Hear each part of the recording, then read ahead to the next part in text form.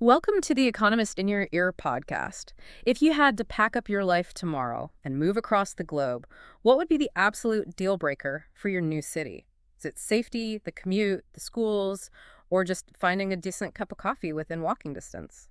I mean, it's the ultimate thought experiment for most of us, but, for multinational HR departments, it's not an experiment at all. It's just a cold, hard math equation. Right, and that mathematical equation is exactly the backbone of what we are unpacking today.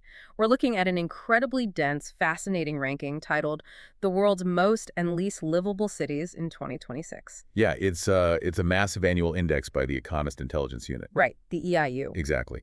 And they evaluate 173 cities worldwide to determine essentially just how suitable they are for living. And to do that, they grade these 173 cities across 5 distinct categories, right? Like they look at healthcare, culture and environment, education, Yes. right, infrastructure and stability. And I mean, on the surface, if I'm looking at those 5 categories, it sounds like the perfect blueprint for anyone looking for a fresh start.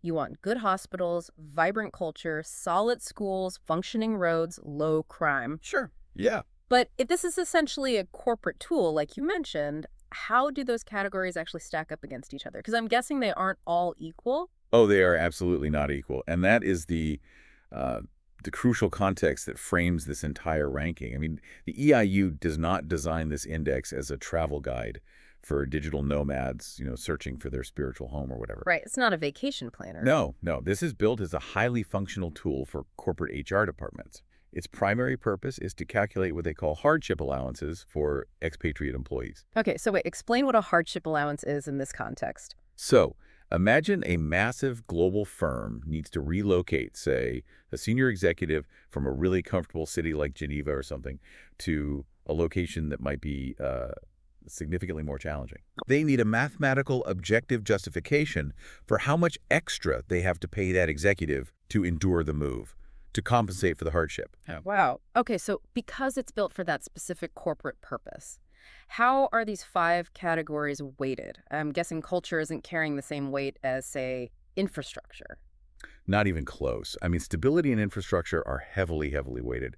When an HR department runs this hardship calculator, they aren't overly concerned with whether a city has a thriving underground indie music scene, right? Really like cutting-edge fusion restaurants. Exactly. Yeah. They don't care about the restaurants. They care about whether the Wi-Fi is flawless, whether the power grid is completely redundant, and whether the political situation is entirely predictable. Predictability is basically the ultimate currency of this entire index. Okay, well, I have to push back on this premise right out of the gate then, because if this entire list is essentially just a corporate calculus for compensating overseas staff, doesn't that inherently bias the results of what livable means? Oh, absolutely. I mean, it's like grading a restaurant entirely on how comfortable the chairs are, but completely ignoring whether the food is actually exciting or delicious. Yeah, that's exactly it. Mhm. You are measuring the upholstery, not the flavor.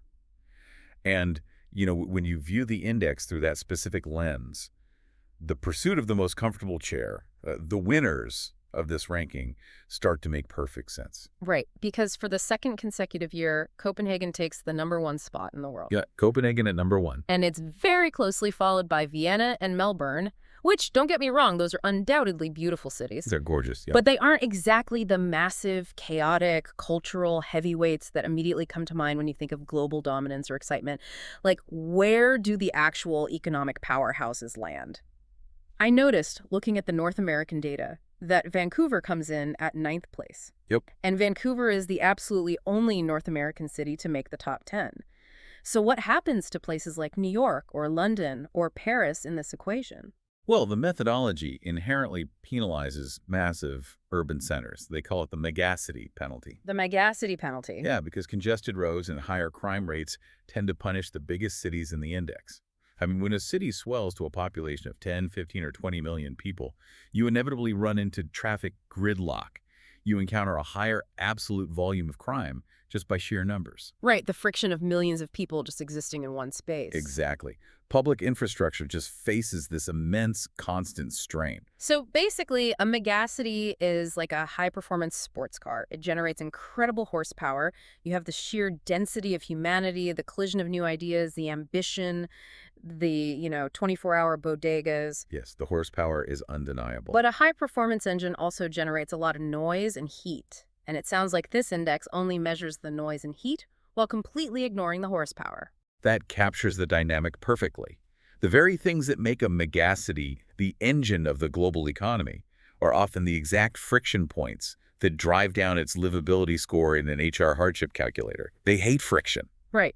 But wait, as I'm looking at this, there is one glaring anomaly in the top 10 that manages to bypass this megacity penalty. Tokyo. Yes, Tokyo coming in at 10th place. Yeah, Tokyo's fascinating. Wait, is Tokyo really the only one? Are you saying this index actively punishes the biggest financial hubs on Earth, and Tokyo is the singular exception for a city with over 10 million people? It is. It is the only megacity to make the top 10 cut. Wow, how do they pull that off? Well, it achieves this by pulling off an incredible feat of urban engineering. Tokyo basically manages to neutralize the noise and heat of the sports car while keeping all the horsepower. Right. It boasts this almost miraculous level of public order. I mean, the transit system is so meticulously engineered that trains run on time down to the second. Which is insane to think about. It is. And that largely eliminates the commute friction that completely destroys the infrastructure scores of cities like Los Angeles or London. Plus, the crime rate remains astonishingly low despite the massive, massive population density. So Tokyo basically proves that a huge population doesn't have to automatically equal a lower quality of life.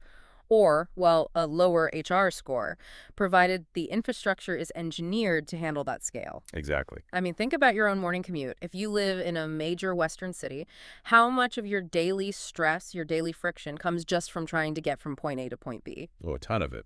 Tokyo simply engineered that friction out of existence.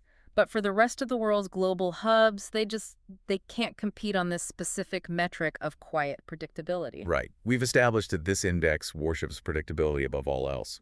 But that brings up a really interesting question. What happens to a highly engineered expat bubble when the outside world becomes entirely unpredictable? Right. And that brings us to the Middle East, which provides perhaps the most striking data in the entire 2026 report.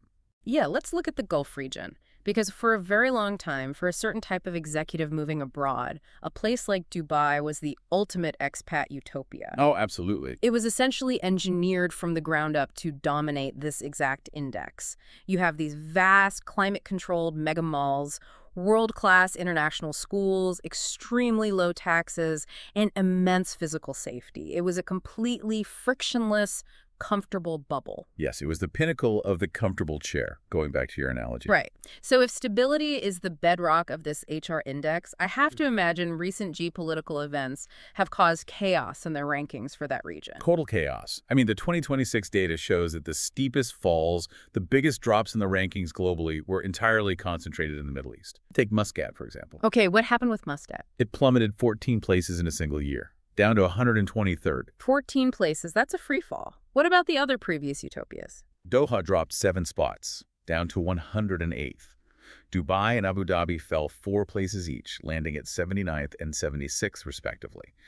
So we are seeing a really rapid statistical deterioration of the entire region's livability scores. Okay, but how does a regional conflict actually translate into a livability score drop? We were talking about, drone strikes and the Iran war and the broader region. But if the EIU isn't a political body, how are they capturing this? Like, how does a geopolitical event mathematically hit a spreadsheet index? That's the key. The EIU doesn't measure politics at all. They measure insurance premiums, risk compliance, and logistical reliability. Oh, interesting. Yeah. So when a regional drone strike occurs or when a conflict escalates, airspace becomes contested. What happens then? Commercial flights might be diverted or canceled. Right, which affects the executives. Exactly. Freight insurance skyrockets. Supply chains for imported goods become strained.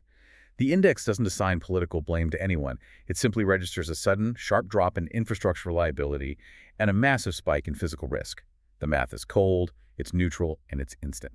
So for a multinational corporation, the moment their risk assessment software flags an area due to airspace or supply chain issues, the hardship allowance formula triggers. Yes.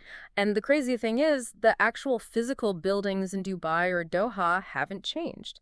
The air conditioning in the mega malls still works, the international schools are still open, but the invisible shield of predictability has shattered. That is exactly it. And because this index is designed for a highly mobile, wealthy workforce, that drop in predictability has immediate consequences. The expatriate relationship with a city is heavily transactional. You're essentially there to consume the livability. Right. If the product becomes unstable, you simply pack up and consume it somewhere else. The built environment remains completely intact, but the score plummets. Which is a stark contrast to the people who can't just pack up and leave. Yeah, totally. When we look at the extreme end of this instability on the index, we see cities that have been trapped in conflict for over a decade. The data notes that Damascus, the capital of Syria, remains dead last at the very bottom of the index. Still dead last, yeah. And Tehran has fallen further down, squarely into the bottom 10. Well, the index treats livability as a snapshot of the present moment. For Damascus or Tehran, the baseline of physical securities have been compromised for so long that the infrastructure and healthcare scores now reflect systemic long-term degradation. Wow. It really illustrates the profound illusion of permanence in urban development. All the wealth and infrastructure in the world cannot insulate a city's livability score from the rapid, devastating impacts of regional conflict. So external shocks can essentially dismantle a city's score overnight, almost regardless of how much money was poured into its malls or highways. Which makes me wonder, is there a way to deliberately manufacture livability from the inside out? Like, if the Middle East is falling right now, who is actually climbing the ranks this year? The 2026 data provides a fascinating blueprint for exactly that, how to systematically build a livability score. China actually led the improvers this year. Really? Yeah. While other regions were falling, Chinese cities were steadily across the board climbing the ranks. Driven by what, though? I mean, you can't just mandate that a city suddenly becomes more cultured or more stable overnight, right? You're right. You can't mandate culture. But you can absolutely mandate infrastructure. And that is exactly what China did. One of the most massive drivers of this upward mobility in the index was healthcare. According to the report, every single Chinese city included in the index raised its healthcare score this year. Wait, hold on. Every single one. In a country of that size, that isn't just a statistical blip. No, it's not a blip. That requires a systemic nationwide shift. How do you physically alter the healthcare score of every major city simultaneously? By instituting a relentless top-down government mandate, they vastly expanded general health coverage, sure, but more importantly for the EIU's specific infrastructure metric, they mandated the 15-minute city concept for medical care. Okay, what does that mean in practice? The target is to ensure that a fully equipped medical facility is accessible within a 15-minute walk for every single resident in these urban centers. A 15-minute walk. I mean, think about where you're sitting right now. If you walked out your front door, how long would it take you to walk, not drive to a hospital or a major clinic? Right. For most people, it's a lot longer than 15 minutes. 10 minutes, 40 minutes. A quick drive is one thing, but a 15-minute walk for every resident in cities that hold tens of millions of people. What does that actually look like mechanically? How do you retrofit a megacity to fit that mandate? It requires a massive mobilization of state resources and a complete overhaul of zoning. I mean, you are literally tearing down older, less efficient blocks to insert state-of-the-art clinics. Wow. You are embedding healthcare into the footprint of commercial districts and residential high-rises. It is an astonishing scale of urban planning. And on top of that, the EIU report also notes that Chinese shopping malls now rival the famous mega malls of Dubai. So the state is relentlessly pouring capital into the exact baseline infrastructure metrics that the hardship index values most. I have to challenge this, though. Like, is this index just rewarding massive state-directed urban planning? It only cares that the hospital exists, that it has doctors, and that the expatriate executive can access it easily. It's the restaurant chair analogy again. Exactly. The index absolutely does not care who built the chair, what the labor conditions were, or how long it took to manufacture. It just grades how much padding is in the seat. China's rapid rise in the index proves that livability isn't just an accident of geography or, a happy byproduct of centuries of history. It can be actively engineered. If a state has the centralized power to simply command infrastructure into existence, it is naturally going to perform exceptionally well on a test designed to measure infrastructure predictability. So when we pull back and look at the globe in 2026 based on all this, we are really seeing three very distinct urban realities playing out simultaneously on this list. Yeah, that's a good way to look at it. First, we have the European model, represented by Copenhagen and Vienna. Right. This offers a highly regulated, remarkably consistent, and friction-free environment that defines the absolute pinnacle of the index. Yeah. is the gold standard for quiet predictability. And then we have the Middle Eastern reality, which serves as a stark reminder of geopolitical fragility. It proves that a city can engineer the perfect expat bubble, but the moment the regional math of insurance premiums and airspace risk changes, the livability score just crashes. Completely crashes, yeah. And finally, we have the Chinese model, demonstrating the sheer power of centralized state planning.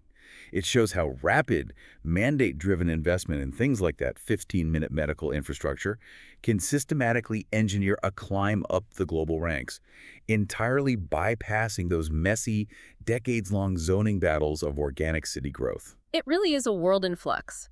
But, I want to circle back to the very first thing we unpacked today. The fact that this entire intricate ranking of 173 cities is explicitly designed for HR departments to calculate hardship allowances for a highly mobile, wealthy workforce. Yeah, that corporate lens shapes absolutely everything we've discussed today. It exclusively values the transient executive dropping in from abroad. So I want to leave everyone with a final, lingering thought. If this index is purely built to measure the comfort and the lack of friction for a wealthy expat, what vital unmeasured qualities of a city make it truly livable for the working-class locals who actually keep the lights on? Yeah, that's the real question. Right. The people who run the trains in Tokyo, who stash the malls in Dubai, and who physically build those 15-minute medical centers in China.